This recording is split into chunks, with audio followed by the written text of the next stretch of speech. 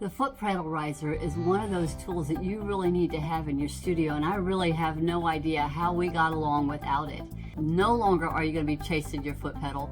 No longer are you going to have that pain in your foot or ankle, because we like to sit and sew and we'll do it for a very long time, and after a while we don't even realize how long we've been sitting there. But having that foot pedal riser in that position is going to make time just slide on by, and you're just going to be able to get so much more done, so much more accomplished, because you're going to be more comfortable in doing the craft that you absolutely love. It's actually bringing the pedal more up to you so that you're not having to push so hard to get some momentum going when you're using the foot pedal. It raises it up, puts it at that angle for you to comfortably rest your foot on there, just like driving a car, hitting that gas pedal. And we could drive for hours, but this makes it so much more comfortable for us to do what we love, which is sew for hours.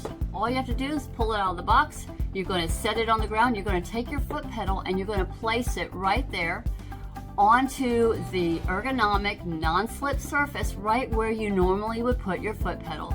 And then you'll be able to adjust your seat, and then you'll be able to just do all of your sewing. And it's just that simple to use.